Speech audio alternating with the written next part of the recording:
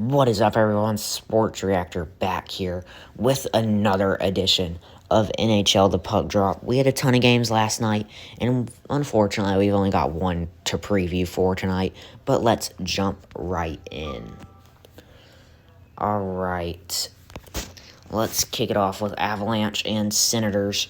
Colorado Avalanche win. I unfortunately did not predict the score of this one right, but I did predict the winner correctly. Kel McCarr got power play goal. So did Nelson. 3 power play goals on the night. Nathan McKinnon got first one in the first period. First goal on the board for him. 5-1 final shot chart. Let's take a look here. All events. Let's take goals. So tends to be looking like from here, Colorado had a theme of where they shot the puck from, kind of all around the same spot. Senators got it over one measly goal over there, kind of at the face-off line. One a really up-close one for the Avalanche. Let's take a look. Third period, that was the Senators' goal.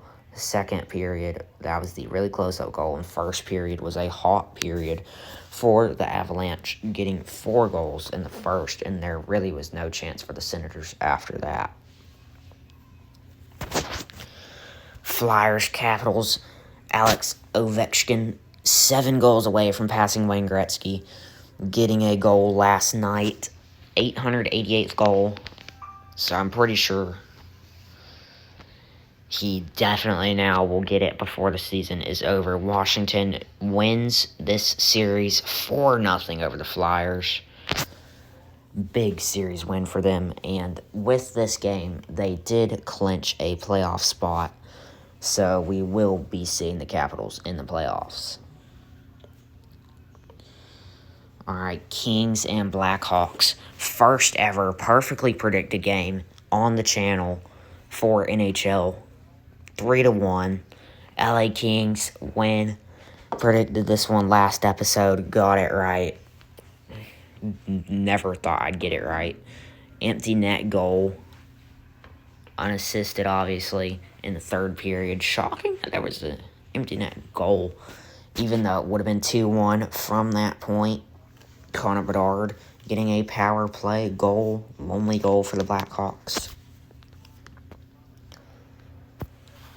Blackhawks coming out with more hits, Kings more shots and penalty minutes.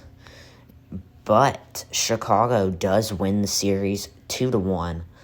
Blackhawks won last shot at it. Kings won last jab, but not enough. And a really interesting moment went down in this game. Utah winning 5-2. It probably should have only been 4-2, but off of a delayed penalty, there was an empty net for the Buffalo Sabres. They had taken their goalie out because of the penalty. And if you guys don't know, I'll explain it. So if there's a delayed penalty, the team getting the power play will pull their goalie to get an extra attacker on to try and score. And the whistle will only blow, and using this as an example, when Utah touched the puck. Utah ultimately never touched the puck. It was the Sabres' own doing. It went down. They were in their own zone. And then Sabres player takes it, an attempt to pass it, wildly misses. The puck goes off the boards and into the net, leading to a very rare delayed penalty goal. I don't think I've ever seen that happen before, and it probably will never happen again unless something like that goes down. But yeah, that led to 5-2 and the Utah Hockey Club winning. We had a shootout go down. Tampa Bay Lightning, Dallas Stars. Tampa Bay Lightning come out on top 3-2. Final after the shootout. Third period, no goals scored. Second period, good period for scoring. Shootout summary. Let's take a look at this. So, went through a few rounds for this shootout. Dallas started off, and then Tampa Bay followed back up. Dallas with another one. Tampa Bay missing. Then Dallas missing.